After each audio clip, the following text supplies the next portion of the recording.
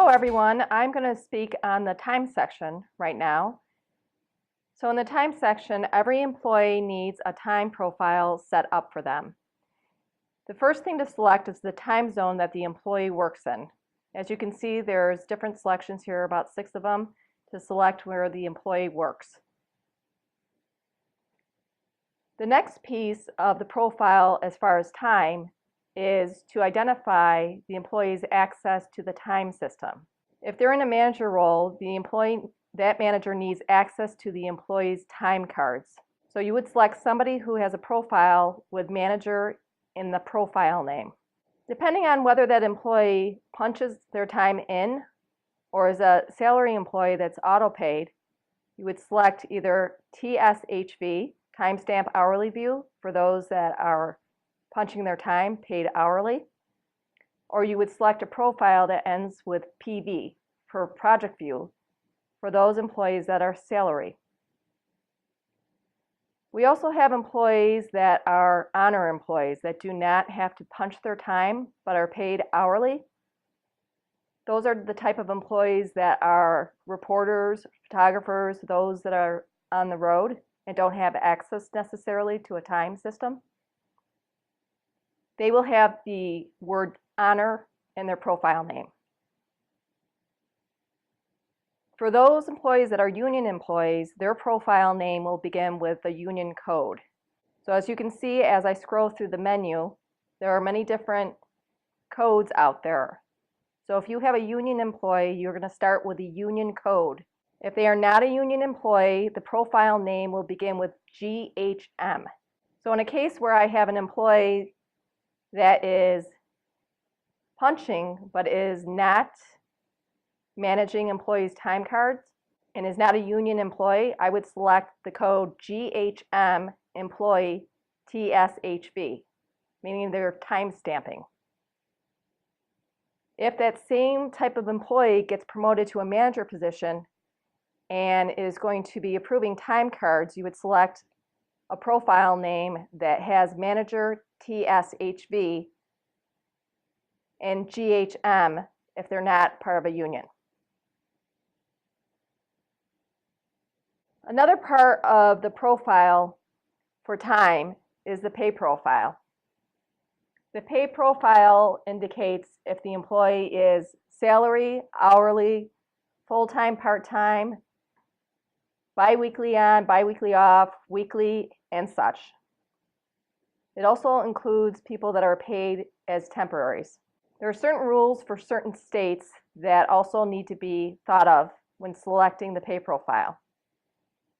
There are rules in California, Colorado, Illinois, and such that need to be identified through the pay profile.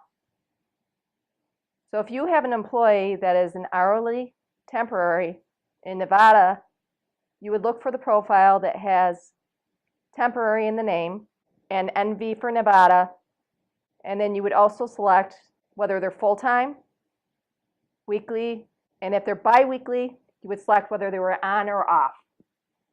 You can identify the pay period being on or off depending on whether they're paid on an even week, they're considered on the off payroll. If they're on the odd weeks, they're considered on the on payroll. For example, in November 24th is considered an on payroll. Those employees that are salary, you can see that there are profiles that indicate salary, biweekly on, off, salary weekly. Another part of the profile that you have to select as far as time is the absence management profile. That will help identify those employees' time off, their paid time off, that is. That also will be identified by the union code, or if they're not part of a union, it will again begin with a GHM. And there's also employees that are not paid for any time off, such as temporaries, employees that are part-time, and employees that are not subject to the PTO plan. They are non-PTO employees. In that case, you would select the pay profile 157 for no accrual. The other part of the time section is the employee schedules. There's a long list of schedules to choose from. These schedules have been built based on information we have been given. If you can't find a schedule that is an exact fit, you should find something that is fairly close to the schedule that your employee has. To understand the naming convention, the days of the week are the first group of the profile name. So in other words, if you see a TWTHFSA, you know that's Tuesday, Wednesday, Thursday, Friday, Saturday that the employee typically works. The next grouping of the profile name is basically the time that the employee works. So there's a start time, an end time, a meal break. The S indicates the start time. So S followed by a 7 would indicate that the employee starts at 7. With an A, it would be 7 a.m.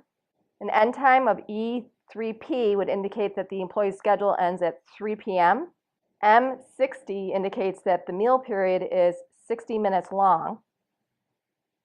And then the last part of the schedule name, the D7W35, in the one schedule I'm showing right now, indicates the hours in the day that the employee typically works and the hours in the week that employee typically works. So in this case, this employee typically works 7 hours a day, 35 hours a week. One important thing to focus on when you select a schedule is to understand that it is also tied to the holiday. So if an employee is typically working Monday through Saturday, you should pick a schedule that is appropriate. So if the employee doesn't work on Monday, you wouldn't want to have the schedule on a Monday because the employee, if the holiday falls on a Monday, like Memorial Day, they would end up getting paid. And it might not be appropriate for that employee to get paid on Monday. Yet another part of the time section area is the non-PTO group. So those employees that are part of the non-PTO group, you would have to select yes in this drop-down menu. Those that are part of the PTO policy, they have to request time off. You would indicate no there because they're not part of the non-PTO group. In the next box below, the Pto Accrual Date, you would put in the date that is appropriate for the employee's Pto Accrual Date. So again, if it's a non-PTO employee, you don't necessarily have to put a date here, but for those with PTO, you should put their applicable Pto Accrual Date. And the section below, the vacation allowance, has a drop-down menu of 2 weeks, 3 weeks, 4 weeks. You should select the one that's most appropriate for that employee as far as their vacation allowance. And that is the whole time section piece of this form to help set up the employee's time profile. Okay, so we're just transitioning back. And so thank you very much. That was very thorough. So a couple of other things that I just want to explain a little bit as it relates to time is, as we talked about previously, the time section of the time system will be the most significant, learning curve for everybody. But we're here to support you, and we have additional trainings that are available on our YouTube channel as well as training materials. And again, the time system is really going to be a great resource for us. As I mentioned previously, it helps to ensure Department of Labor compliance, helps to ensure we're paying folks correctly, and additionally, it cuts down on a lot of manual work. Right now, it's varied across the company, and we're going to have one consistent practice across the company, which is very, very exciting, okay? It will seem a tad overwhelming at the start. Just really quickly, in terms of the non-PTO policy, that is for folks that's outlined in our Gatehouse Media Employee Handbook. So if you have questions about the qualification for that, you can refer to that particular policy in the handbook. PTO accrual date. There are some circumstances where, due to positions that are difficult to recruit, somebody may be allotted, an extra week upon hire. Again, that must be approved by human resources as well as, your the hiring manager's direct supervisor, or even, a VP level. That needs to be negotiated at the time of hire.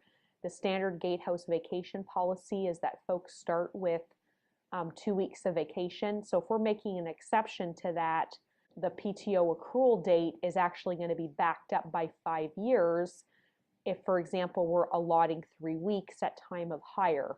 So for example, if somebody was hired November 1, 2017, we would back up that date for the PTO accrual to November 1, 2012. But your HR team member, your HR folks can help you with that if you have any questions, okay? Then, you would select the appropriate vacation allowance. The final section, of course, as you know, is related to the authorization signatures. And so again, that's consistent with what we have talked about previously. Really, really important from a Sarbanes-Oxley perspective that we have the appropriate authorization to go ahead and enter a new hire, change, or termination into the system. Okay? Finally, related to on and off weeks for the purposes of payroll, on and off really refer to biweekly payrolls, okay? And for the most part at Gatehouse Media, we pay folks on Friday. The pay deposit date is on the Friday, okay? We have some rare circumstances where it's a little earlier in the week. If you're weekly, you don't necessarily have to worry about on-off because you're on a weekly payroll cycle. But if you're bi-weekly, it's something that you want to think about. And so I'm going to use this example. And of course, this training is going to be part of what's uploaded to YouTube. And so, a new manager that's starting in mid-2018 who's looking back at this might not find it overly useful, but it may be if they can pull out an old payroll calendar. But if you were paid on November 24th, 2017, you are considered on. If your pay cycle, your pay dates run the same time period as Gatehouse Media Management Services or corporate, same thing, then you're considered on, okay? Otherwise, you're considered off. So that's just a quick note on that to help clarify. Again, with this time section, Lori did a great job explaining the different pieces. These are all what's required to configure the system correctly at an employee level to make sure that folks get paid appropriately. And I know that there's a lot of complexity and a lot of detail in this, and it may be relevant for some of you, it may not be, but at least you now have seen the nuts and the bolts behind the system, which I do believe is always helpful. With that, we're actually very efficient. I'm going to navigate over and see if there were any questions that came through. Okay, great question. Digital signatures. Okay, so we need to talk a little bit. So I was getting a number of questions related to the feedback and the dial-in versus computer audio. So I apologize. Obviously, there's a bit of confusion that did go out on the training material announcements related to digital signatures. We can accept a digital signature, but you also need to send an email backup with that. Okay, so great question. Okay, the other piece that you want to remember with that is that you're noting the employee name and that you are actually saying that you authorize the change, new hire, or term into the system. If you have any other questions, please go ahead and forward those to your local HR representative. They'll make sure that we get forwarded. Sorry, I hit the wrong web browser. We'll make sure that they get answered for you and make sure that you have all the information that you need to be successful. Again, I was getting a couple questions. So I have questions coming in via email from the HR team, via text, and of course through the webcast. So I'm getting lots of different questions, which is great. most of them related to the technology. One of them being, well, I don't fill out these forms, so is this training relevant for me? It is relevant because your HR folks are relying on you to provide the core information to be able to enter it into the system. And certainly for time, all managers will be doing their time approval, and so it is important that you understand the different aspects of the time system. Okay, so again, thank you to everybody for your time. Really, really appreciate it, and have a great day.